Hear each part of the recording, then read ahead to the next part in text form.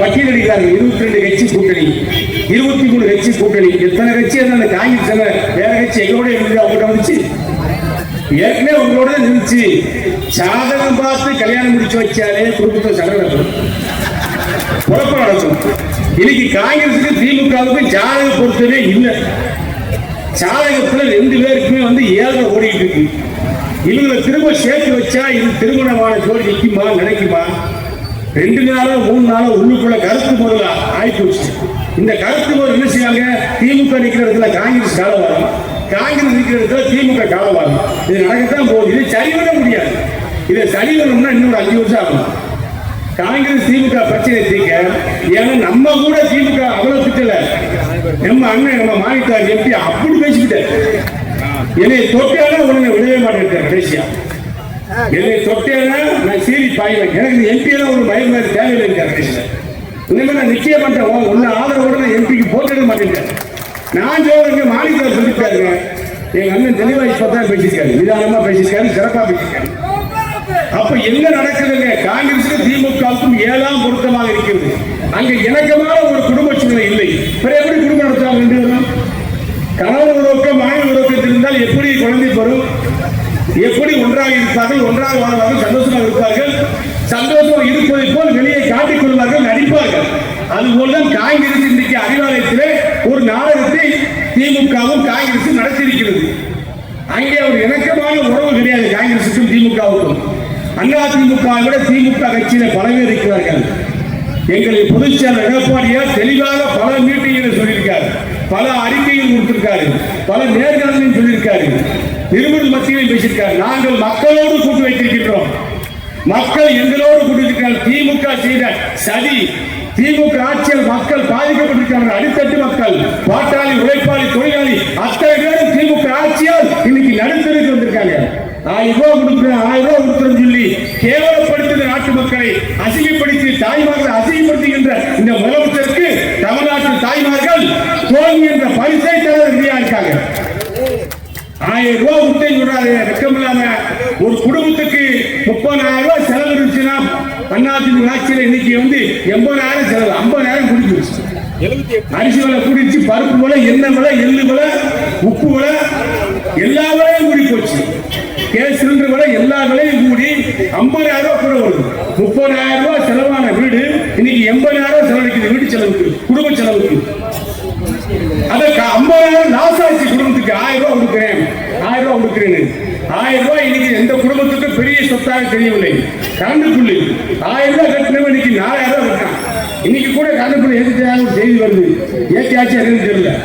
Current AIADMK ஆட்சியில, அம்மாவுடைய ஆட்சியில, எடப்பாடி ஆட்சியில பல குடும்பங்கள்ல 2.5 கோடி பேர்ல 2,35,00,000 பேர்ல பல குடும்ப வீடுகள்ல கரண்ட் புள்ளியே கட்ட மாட்டாங்க. ஏன்னு கேட்டா அம்மா 100 யூனிட் மின்சாரத்தை ஃப்ரீயா கொடுத்தாங்க. அதுக்குள்ளேயே 2 விளக்கு வச்சிருக்கக்கூடிய கிராமத்தில் இருக்கக்கூடிய நம்முடைய மக்கள் 2 விளக்கு, 2 லைட், 2 ஒரு டியூப் லைட், ஒரு குண்டு பல்பு வச்சிருந்தா போதும், தேவையில்லை. கரண்ட் வராது. 100 யூனிட் தான் வரும். அப்படிதான் நம்பி அதுதான் சொன்னீங்க. 100 யூனிட் கூட வரும், செலவே கிடையாது. இன்னைக்கு என்ன தெரியுமா? அந்த குடும்பம் 1000 ரூபாய் விட்டது. எல்லா பக்கங்களும் எப்படி எல்லாம் வரியை விதிக்க வேண்டும், மக்களை துவைக்க வேண்டுமோ துஷ்பிரயோகம் பண்ணி வரியை விதித்து இன்னைக்கு ஏழை மக்களை மீண்டும் ஏழையாக்கிய வரலாறு தான் திமுக வரலாறு. அதிமுக அம்மா முதலமைச்சர் இருக்கின்ற பொழுது மிக்சி, கிரைண்டர், ஃபேன் கொடுத்தார்கள், லேப்டாப் படிக்கல்வி கொடுத்தார்கள். அந்த துறைக்கு சிறப்பு செயலாக்கத்துறை என்று ஆரம்பித்து அதற்கு முதல் அமைச்சர் அதற்கு மந்திரி பதவியை எனக்கு தான் கொடுத்தார்கள். அந்த பணியை நான் தான் செய்தேன். அந்த துறையை செய்து தேர்தலுக்கு முன்பாக சட்டமன்றத்திலே போய் அம்மாவிடத்தில் சொன்னேன், பணிகள் முடிந்து விட்டது, தேர்தல் நாம் சொன்ன அம்மா நீங்கள் சொன்ன வாக்குறுதிகளை நிறைவேற்றி விட்டோம். தமிழ்நாட்டில் இருக்கக்கூடிய அத்தனை ரேஷன் கார்டு உள்ள ஏழை எளிய மக்கள் அத்தனை பேர்களுக்கும் பாகுபாடு, வேறுபாடு, பிரிவினை பார்க்காமல் அத்தனை பேருக்கும் மிக்சி, கிரைண்டர், ஃபேன் கொடுத்து விட்டோம் என்று சொன்ன உடனே அம்மா இடத்தில் கேட்டார், அப்ப நாளைக்கு சட்டமன்ற கூட்டத்தொடரில் அறிவித்து விடலாமா? அதிமுக நான் அறிவித்த தேர்தல் வாக்குறுதி நிறைவேற்றி விட்டேன் என்று சொல்லிவிடலாமா என்று கேட்டார்கள். அம்மா சொல்லலாம் என்று சொன்னேன். இதற்கும் ஒரு வாய்ப்பாக எங்களுடைய செக்ரட்டரி அழைத்து பேசினார். அவர் சொன்ன பின்பு மறுநாள் சட்டமன்றத்தில் அறிவித்தார். நான் தேர்தல் நேரத்தில் சொன்ன 2011 தேர்தல் நேரத்தில் சொன்ன வாக்குறுதி மிக்சி, கிரைண்டர், ஃபேன் ஏழை எளிய மக்களுக்கு பாகுபாடு பார்க்காமல் கொடுப்பேன் என்று சொன்ன அந்த வாக்குறுதியை நிறைவேற்றி விட்டேன் என்று சொன்னார்.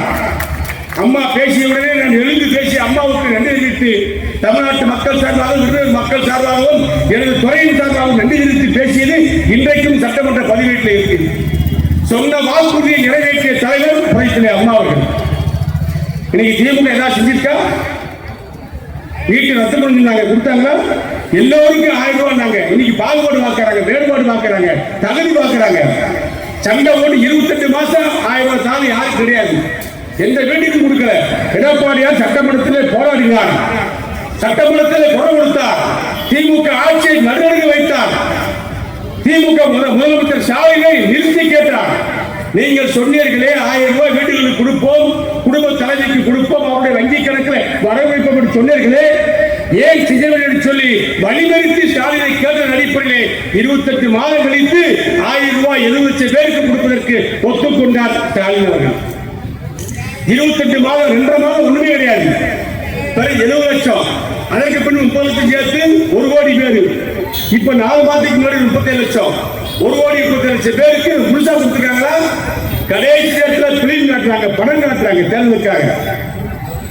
இது போன்ற செயல்களை, சதி செயல்களை, மக்களை ஏமாற்றுகின்ற காரியத்தை எடப்பாடியார் செய்யவில்லை. சொன்னதை செய்த ஒரு முதலமைச்சர்.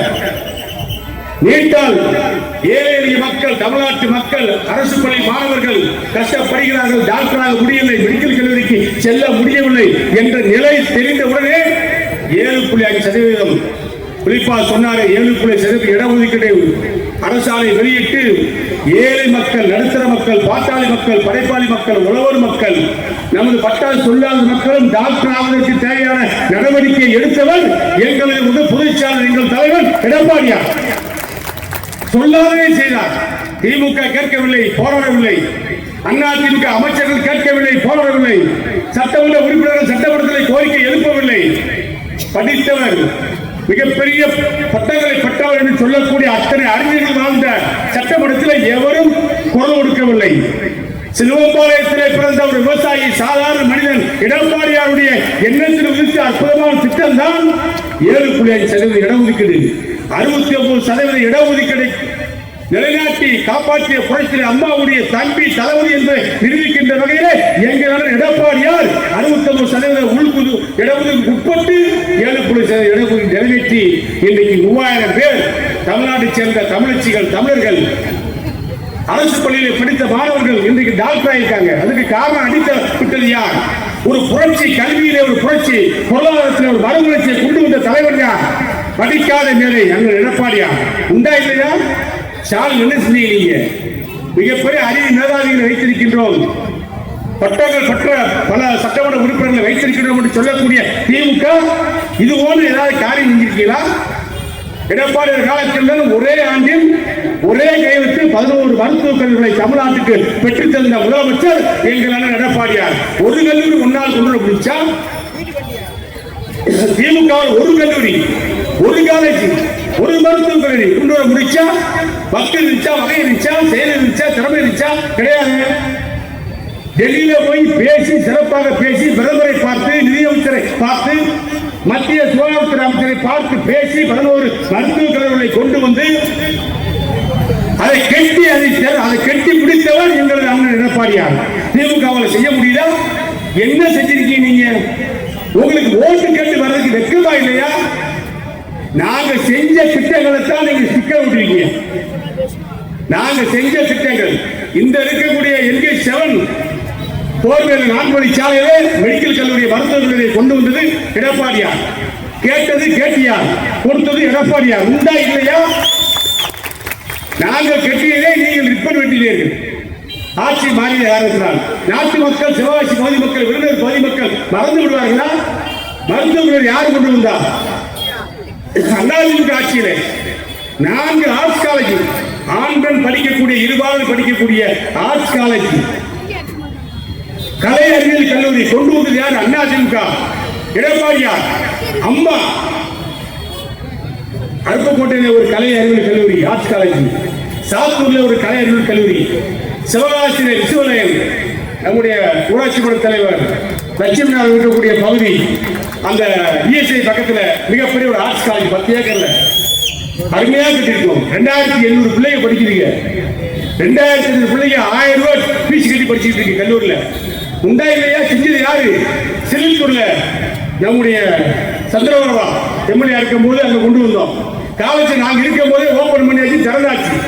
முதல் ஆண்டு அதற்கான பணிகளை செஞ்சாச்சு. அங்கே கொண்டு வந்தாரு அதிமுக. அருப்புக்கோட்டை, சாத்தூர், சிலித்தூர், சிவகாசி 4 இடங்களில் ஆட்சிக்காரர். 4 இடங்களில் நகரங்களில் கலை அறிவியல் கல்லூரியை கொண்டு வந்தது அதிமுக. அம்மா எடப்பாடியார். மெடிக்கல் மருத்துவ கல்லூரியை கொண்டு வந்தது அம்மா எடப்பாடியார். எங்க நீங்க கொண்டு வந்தீங்க? பாலத்துல நடந்து போறீங்க, சர்க்கஸ் காட்டுறீங்க. இந்த பாலத்தை நாங்க தான் கொண்டு வந்து சொல்லி மோடி அவர்கள் இது மத்திய அரசுடைய அனுமதி பெற்று ரயில்வே ரோடு இருக்கிற இடத்துல மத்திய அரசு அனுமதி வாங்கணும். இந்த பாலங்களுக்கு யார் போய் அனுமதி வாங்க சொல்லுங்க? திமுகவா காங்கிரஸ்? டெல்லியில போய் அனுமதி வாங்குறாரு, கேட்கிறாரு. நான் தான் வாங்கினேன். இந்த பாலங்களுக்கு ரயில்வே ரோட்டை கிராஸ் பண்றதுக்கு மத்திய அரசு தான் அந்த பணியை செய்யணும், அனுமதி கொடுக்கணும். அந்த அனுமதி வாங்கணும். நாங்க 5 பாலத்துக்கு அனுமதி வாங்கிட்டு ராஜபாளையம் ஆலங்குளம் மேம்பாலம் வேலை முடிச்சு அதிமுக ஆட்சியில் அங்கே பெரியாஸ்திரி விருதுநகர் அரசு மருத்துவமனை அந்த ராமூர்த்தி சாலை அதுக்கு ஒரு பாலம் அதை கட்டி முடிச்சாச்சு. திருத்தங்கல் பாலம், சாச்சாவரம் பாலம், இருக்கக்கூடிய பாலம் 3க்கும் பெருமிஷன் வாங்கி வச்சுட்டோம். காரணம் கட்டத்துக்காக வேலை செய்வதற்கு பணமும் ஒதுக்கியாச்சு. பணம் ஒதுக்கி வேலை செய்ய போறேன். இந்த சாச்சாவரம் பாலத்தை நான் தொடங்கி வைக்க போறேன். பூமி பூசை போட்டு வேலை செய்யறதுக்கு மண் பரிசோதனை செஞ்சாச்சு. எல்லாம் முடிஞ்ச உடனே நயவஞ்சக தரவா போய் கோர்ட்டுக்கு போனது யாரு? கோர்ட்ல போய் ஸ்டே வாங்கினது யாரு? 6 மாதம் வேலையை நிப்பாட்டுறது யாரு? திமுக, காங்கிரஸ். இன்னைக்கு பெரிய மனுஷனா சொல்லக்கூடிய இவங்க தான் இன்னைக்கு ஸ்டே வாங்கினாங்க. ஒரே நேரத்தில் சாச்சாவரம் பாலம், திருத்தங்கல் பாலம், இருக்கக்கூடிய பாலம் 3க்கு ஸ்டே வாங்கினாங்க. 6 மாதம் நினைச்சு தேர்தல் வந்துச்சு, ஆட்சி மாற்றம் வந்துச்சு. நீங்க கிடப்புல ஓட்டீங்க. 4 வருஷம் கிடப்புல ஓட்ட இந்த 3 பாலத்தையும் நான் கடுமையா பேசுறதுக்கு அப்புறம் ஒரு பாலத்தை 1 வருஷத்துக்கு முன்னாடி வேலையை ஆரம்பிச்சு தொடங்கி வச்சிருக்கீங்க.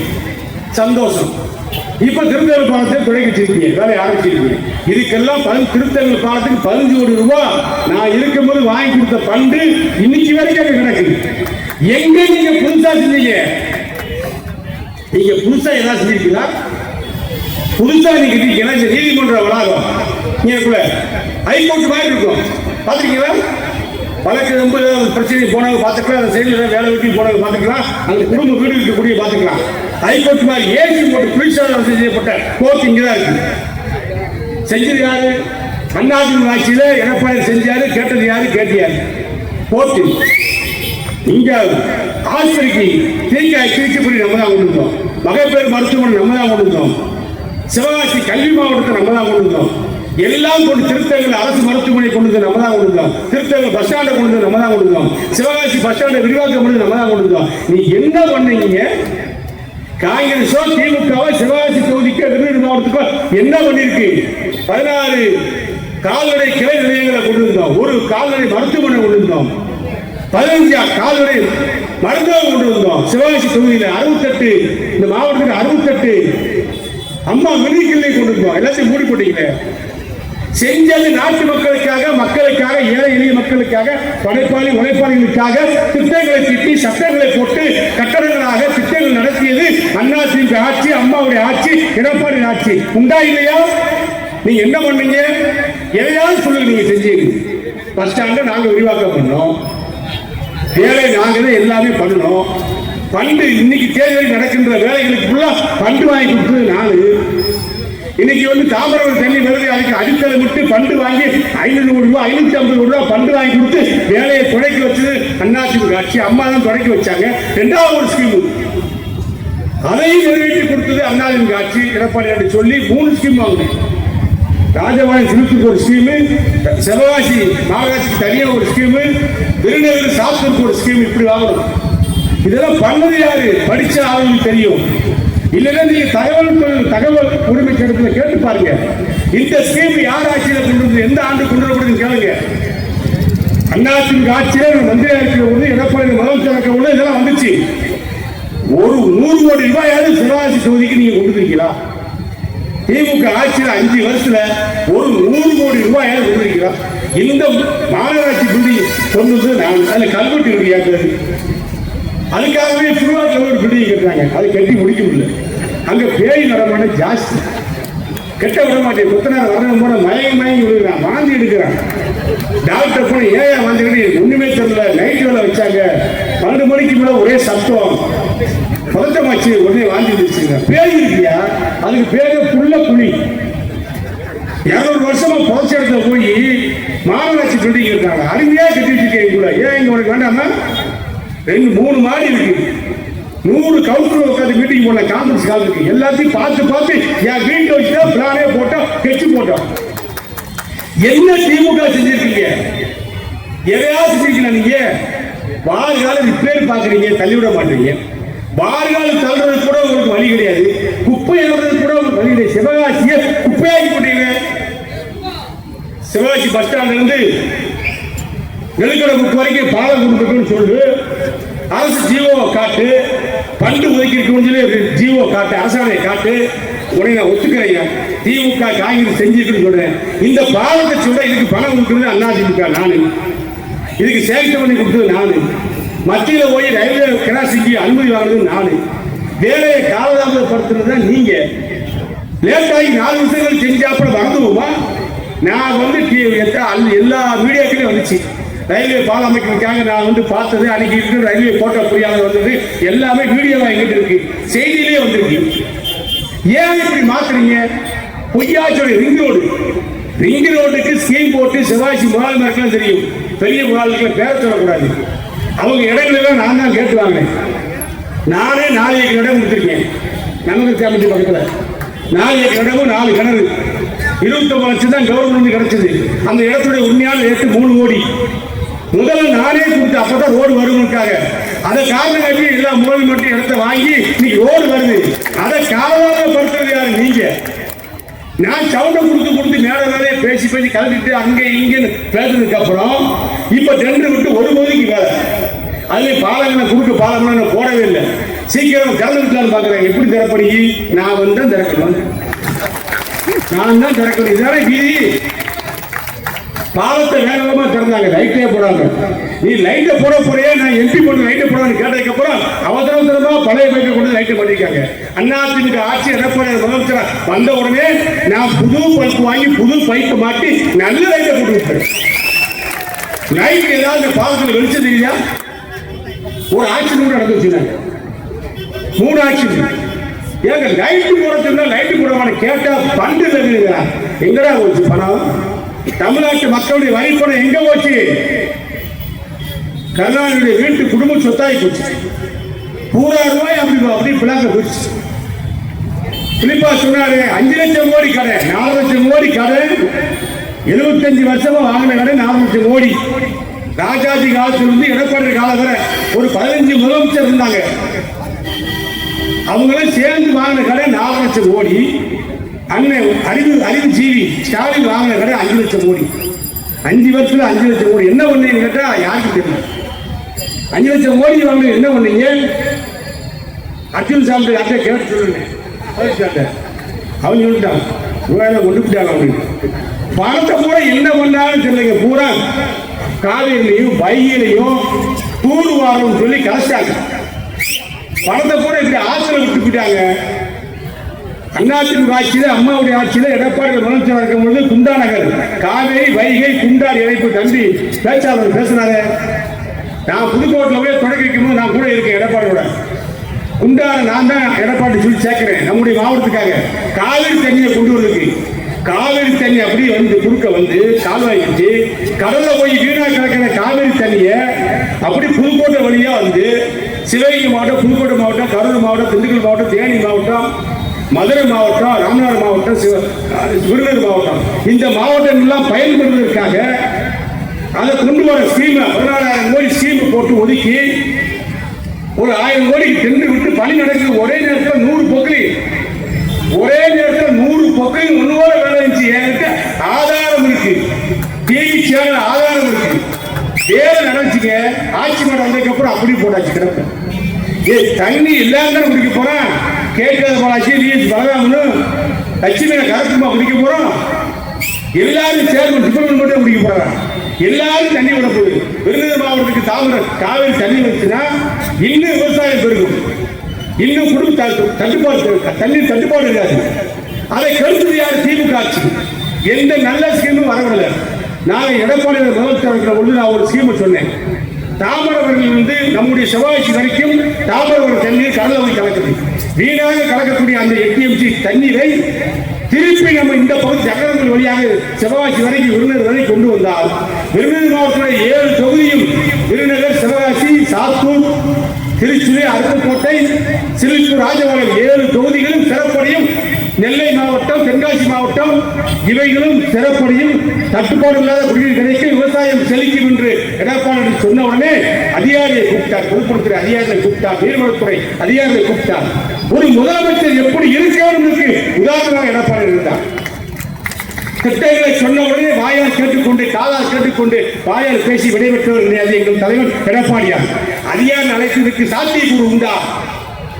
தாமிரபரணி தண்ணீரை விருதுநகர் வரை கொண்டு முடியுமா? சிவகாசி வழியாக சாத்தியக்கூறு உண்டா என்கிறதுக்கு அதிகாரிகள் உண்டு என்று சொன்னார்கள், செய்யலாம் என்று சொன்னார்கள்.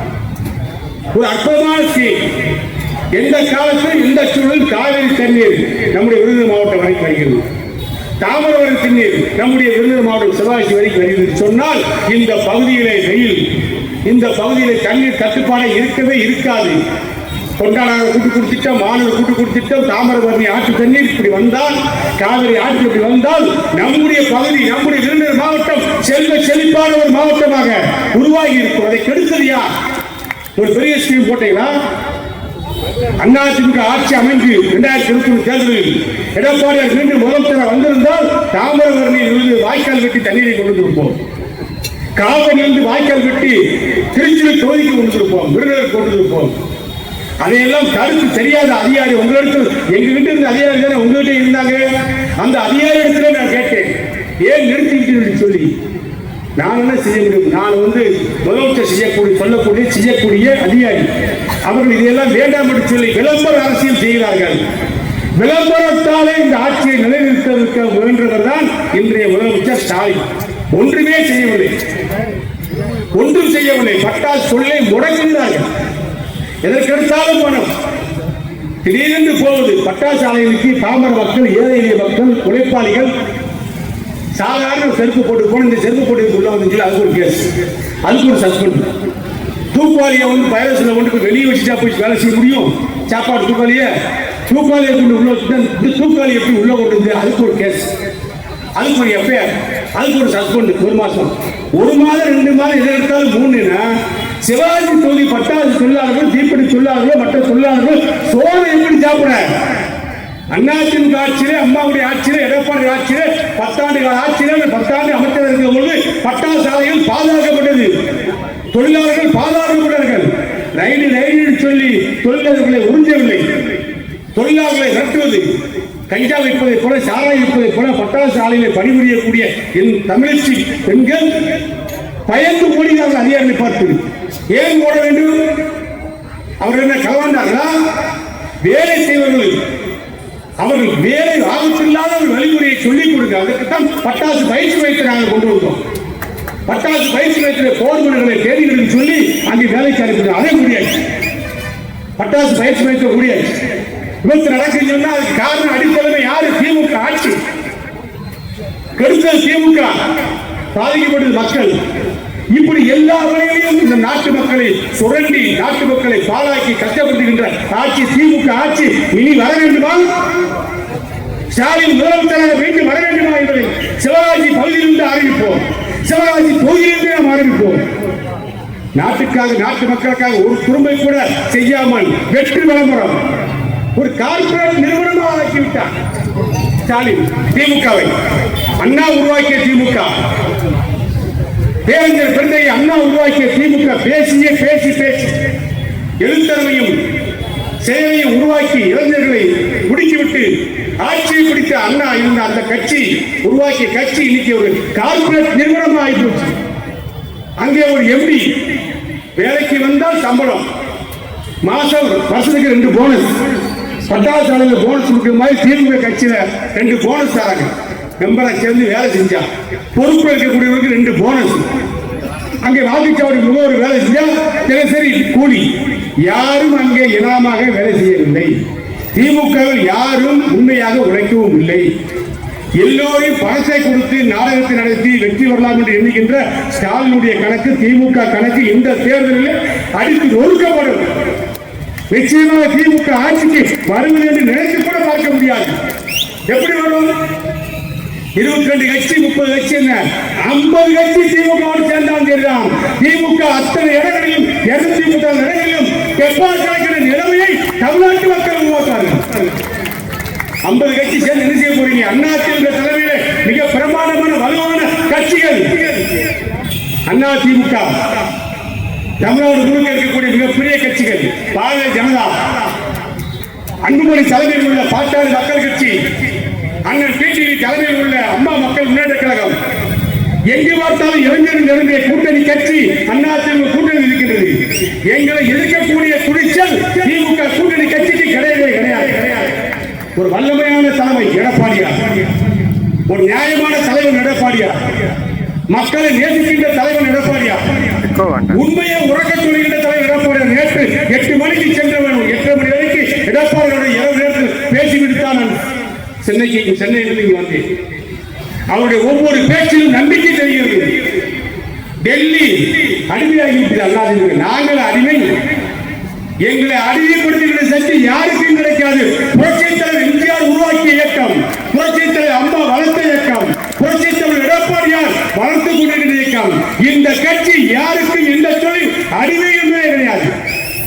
யாரை அடிமைப்படுத்துவது கிடையாது, யாருக்கு நாங்கள் அடிமையும் கிடையாது. உண்மையாக உழைப்போம், உள்ளதை சொல்வோம், நல்லதை செய்வோம், மக்களுக்கு எதுவாக இருந்தாலும் ஓப்பனாக பேசுவோம். இதை செய்வோம் என்று சொல்வோம், செய்து கொடுப்போம். விலைவாசிகளை கட்டுக்குள் கொண்டு வர வேண்டும். தொழில் வரியை குறைக்க வேண்டும், வீட்டு வரியை குறைக்க வேண்டும், மின்சார கட்டணத்தை குறைக்க வேண்டும். இது பாமர மக்களுடைய கனவு. இல்லாத மக்கள், ஏழை மக்கள், உழைப்பாளி மக்கள், விவசாயி மக்கள் அத்தனைவருடைய கனவு. வீட்டு வரியை குறையுங்க, அப்போதுதான் வாடகை குறையும். மின்சார கட்டணத்தை குறையுங்க, அப்போதுதான் எங்களுடைய குழப்பு ஓடும். இதையெல்லாம் எதிர்பார்க்கக்கூடிய மக்களுடைய எதிர்பார்ப்பை பூர்த்தி செய்ய வேண்டும் என்று சொன்னால் எடப்பாடியார் நாட்டினுடைய முதலமைச்சராக வருவது காலத்தின் கட்டாயம். கட்டாயம் வர வேண்டும். திமுக ஸ்டாலின் அவர்கள் இன்றைக்கு பத்திரிகையாளர் மத்தியிலே அப்படிங்கிறார். அதிமுக என்ன உங்களுக்கு எல்லாம் ஈஸியா தெரிகிறதா? அதிமுக தலைமையில் உள்ள கட்சிகள் என்ன ஈஸியா தெரிகிறதா? காங்கிரஸ் கட்சி உங்களோடு வந்து விட்டாலே நீங்கள் மகனுக்கு விட்டு விடுவீங்களா? அதிமுக சொந்தம் ஒவ்வொருத்தரும் ரத்தத்தை வேர்வையை நிலத்திலே சிந்தி பணியாற்றக்கூடிய வீரர்கள், வீர தளபதிகள். எவனுக்கு பயப்பட மாட்டான், எவனுக்கு அடிபடிய மாட்டான். எதிரிகள் 1000 பேர் வந்தாலும் நெஞ்சை நிமிர்த்தி காட்டக்கூடிய வல்லமை உடைத்த தளபதிகள் அறிவுறுத்தர்கள். அதிகாரத்திலே ஸ்டாலின் இன்று கையை விட்டு காட்டுகிறார், ஜம் ஜம் என்று காட்டுகிறார். கூட்டணி அமைத்து விட்டார்களா? நீங்கள் கூட்டணி சேர்ந்தா என்ன, நாசமா போனா எங்களுக்கு உங்களால் என்ன செய்ய முடியும்? தமிழ்நாட்டை மீட்பதுதான் எங்களுடைய பணி. எடப்பாடியார் 186 பொதுக்கூட்டத்தில் ஒவ்வொரு தொகுதிக்கும் போயிட்டு வந்தார். மக்களை மீட்போம், தமிழகத்தை மீட்போம், மக்களை காப்போம். சிவகாசிக்கு வந்தாரு, காத்தாவரம் வந்தாரு. இங்கே ஒரு மிக கூட்டம். அங்கே கங்காவரம், செங்கமலாச்சாவரம், தேவர் சில திருத்தங்கள், மேலவை விதி, அண்ணா சிலை, பெரியார் சிலை, அம்பேத்கர் சிலை, அடுத்து சிவகாசி வெல்வோட்டு தேவர் சிலை, அப்புறம் நான் நிலுக்கிற முக்கு அம்பேத்கர் சிலை, அப்புறம் கவிதா செக்ஷன் பஸ் ஸ்டாண்ட். அந்த மாதிரி இல்லையா? எல்லா இடத்திலும் மக்கள் அலைமுறாங்க. ஆரோக்கிய நம்முடைய எம்பி கிருஷ்ணமூர்த்தி அவர்களும், சரவணகுமார் அவர்களும், அப்பாத்துறை அவர்களும், செல்வின் அவர்களும் திருத்தங்களில் மிக பிரமாண்ட கூட்டத்தை கூட்டினார்கள். இங்கே அப்துல் சாம் அவர்களும், சுல்தான் அவர்களும், கசாயம்பண்ணன் அவர்களும், 67 தொகுதி கசாயம்பண்ணன் தொகுதி கணேசன் போன்ற கட்சி நிர்வாகிகள், பலராமன் போன்ற நிர்வாகிகள், நம்முடைய பொருளாளர் கேமராஜ் போன்ற பொருளாளர் நிர்வாகிகள் அத்தனை பேர் திரண்டு அங்கே ஒலிம்பிக் தேட்டருக்கு முன்னாடி, பழைய ஒலிம்பிக் தேட்டருக்கு முன்னாடி, இன்றைய பார்க்கிங் ஹோட்டலுக்கு முன்னாடி மிக பிரமாண்டமான ஒரு கூட்டம். ஒவ்வொரு இடத்திலும் 20,000 பேர் சந்தித்தார். ராஜபாளையத்தில் மிக பிரமாண்டமான கூட்டம், சிலிச்சூரில் மிக பிரமாண்டமான கூட்டம், சிவகாசியில் ஒரு பிரமாண்டமான கூட்டம், விருதுநகரில் ஒரு பிரமாண்டமான 7 தொகுதிகளிலும் எடப்பாடியார் வந்து சென்ற உடனே மிகப்பெரிய ஒரு புரட்சி அதிமுக தொண்டர்கள் மத்தியிலும் மக்கள் மத்தியிலும் ஏற்பட்டது. ஆகவே மக்களை காப்போம், தமிழகத்தை மீட்போம். எடப்பாடியார் கொடுத்த தலைப்பை செய்து கொடுப்பார். ஆட்சி மாற்றம் உறுதி. மக்களை எத்தனை நாள் தான் ஏமாற்றுவீர்கள் நீங்கள்? ஏதாவது மத்திய அரசோடு இணக்கமாக இருந்தால் பணங்களை வாங்க முடியும். தம்பி பேச்சாளர் சொன்னாரு, மகேஸ்வரன் உரிமையா 10,000 ரூபாய் கொடுப்போம் என்று சொல்லி எடப்பாடியார் தேர்தல் வாக்குறுதியை சொல்லியிருக்காங்க. மக்களுடைய கஷ்ட நிலைமையை போக்குவதற்காக நான் முதலமைச்சராக வெற்றி பெற்று வந்தவுடன் ஆட்சி அமைத்துடன் கையெழுத்திடுவேன். குடும்ப தலைவிகள் ஒவ்வொருத்தருக்கும் பாகுபாடு வேறுபாடு பார்க்காமல் 2 லட்சம் குடும்ப தலைவர்களுக்கும் ரேஷன் கார்டு உள்ளவர்களுக்கு அவருடைய வங்கி கணக்கிலே 10,000 ரூபாய் வரவு செய்யப்படும் என்று சொன்னார். உடனே திமுக அதிபேராதிகள் நாங்கள் 5,000 ரூபாய் போட்டதுனாலதான் அண்ணாதிமுக 10,000 தரம் சொல்றாங்க. எப்படி கொடுப்பாங்க இவங்களுக்கு 7 ரூபாய், நாங்களே சம்பள ரூபாய் எடுத்து போட்டுருக்கோம், 1,000 ரூபாய் எடுத்து போட்டுருக்கோம் அப்படின்னு புலம்ப ஆரம்பிச்சாங்க. உன்னைய போல உங்களை போல ஏமாற்றி மக்களை ஏமாற்றி குழப்ப விளைவிக்கின்ற கட்சி அதிமுக கிடையாது. குழப்ப விளைவிக்கின்ற தலைவர் எடப்பாடி கிடையாது.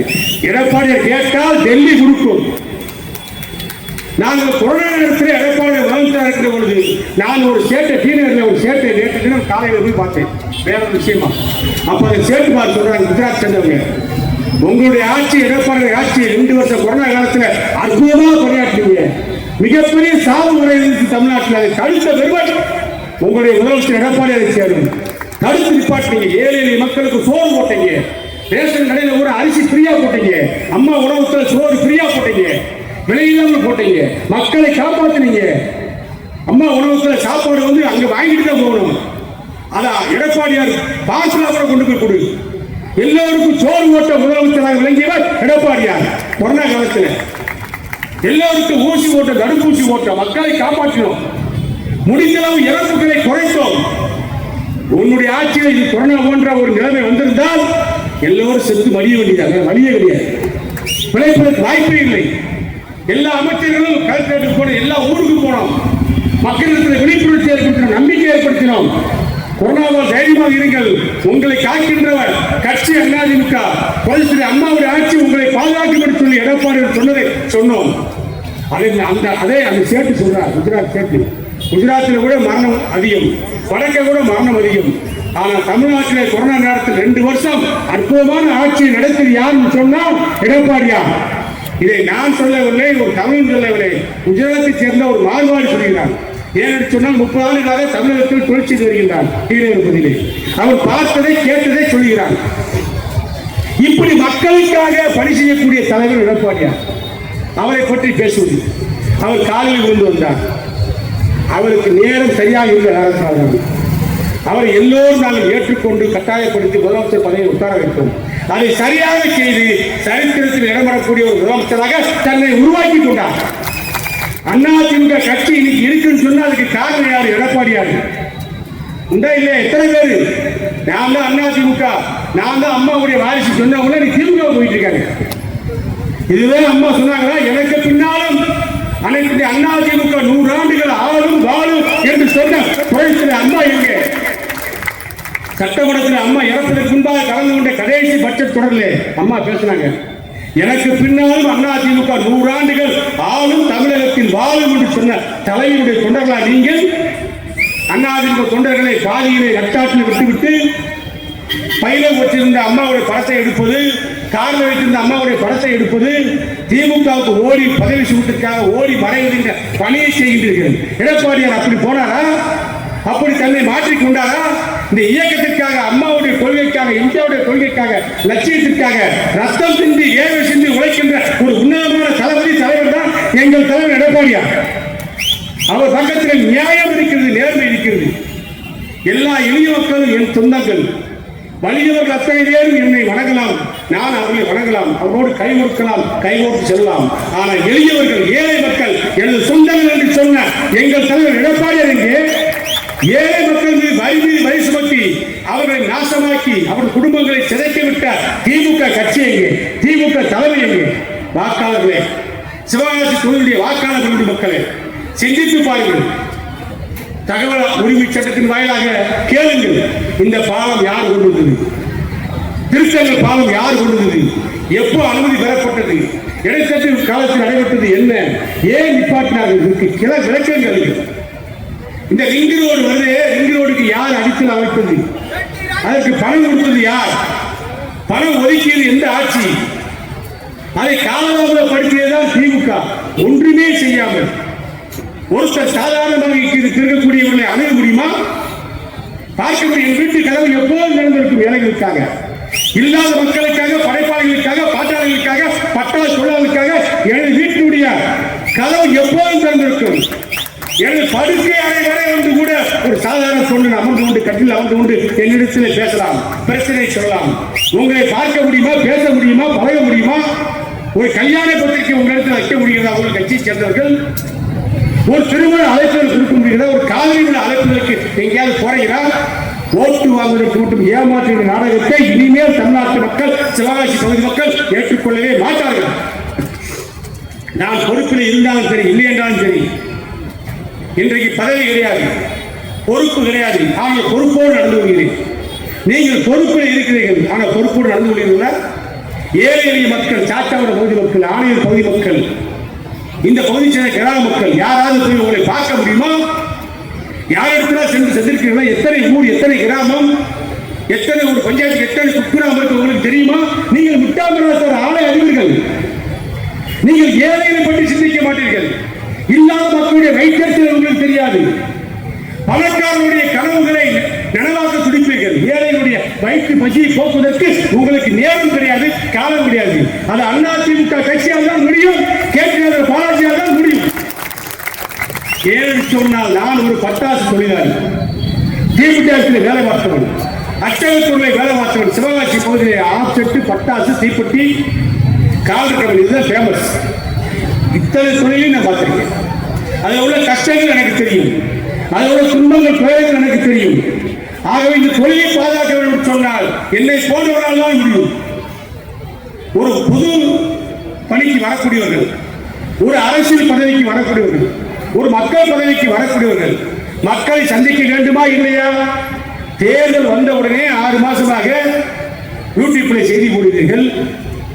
இங்கே ஒரு 4 தூண் இருக்கு, அங்கே ஒரு 8 தூண், அந்த 8 தூணுக்கு மேல ஒரு பில்லர் போட போறோம். எங்களுக்கு பில்லர் வச்சா, தூண் வச்சா பில்லர் போடணும் எங்களுக்கு தெரியாதா? என்ன நாடகம், என்ன கலாச்சாரம், கொடுமையா இல்லையா? இங்கே ஒரு 3 தூண் வருது.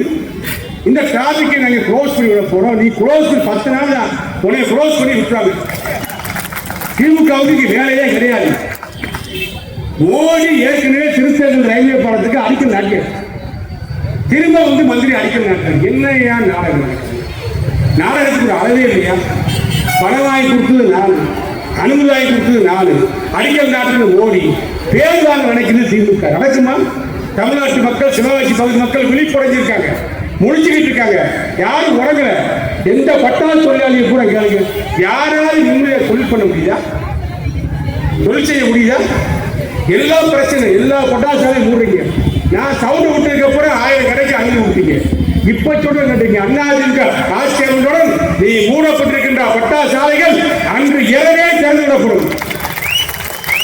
அனுமதி கேட்டு நிற்கின்ற அத்தனை கடைகளுக்கு உரிமை விடிய காலையில் அவர் வீடு தேடி வந்து சேரும். அனுமதி கேட்டிருக்கின்ற கடைகளுக்கெல்லாம் லைசன்ஸ் உடனடியாக கொடுக்கப்படும். சஸ்பெண்ட் செய்யப்பட்டிருக்கின்ற பட்டாசாலைகள் எல்லாம் உடனடியாக உரிமை வழங்கப்படும், புதுப்பிக்கப்படும். தொழிலாளர்கள் சந்தோஷமாக வாழ வேண்டும், தொழில் சிவகாசி பகுதியில் திறந்தோங்க வேண்டும். இதுதான் எங்களுடைய கனவு. எடப்பாடி எங்களை அப்படித்தான் வளர்த்துக் கொண்டிருக்கிறார். புரட்சித்தலைவர் அம்மா அவர்களை அப்படித்தான் வளர்த்தார். புரட்சித்தலைவர் எம்ஜிஆர் எங்களை அப்படித்தான் உருவாக்கினார்.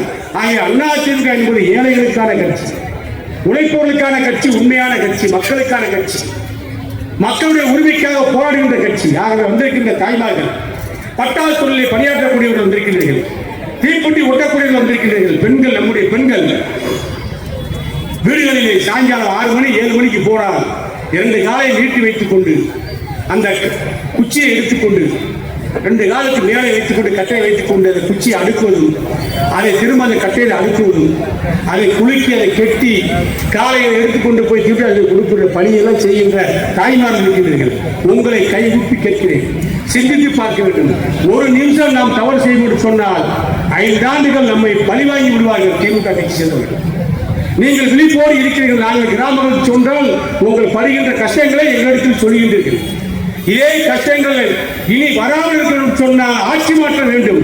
திமுகவை வீட்டுக்கு அனுப்ப வேண்டும், ஸ்டாலினை கோட்டையை விட்டு விரட்ட வேண்டும், எடப்பாடியை கோட்டைக்கு அனுப்ப வேண்டும், அதிமுகவை கேள்வியாட் கோட்டிலே அமர வைக்க வேண்டும், சிவகாசி தொகுதி மீட்டெடுக்கப்பட வேண்டும். இதுதான் உங்களது திட்டமாக இருக்க வேண்டும்.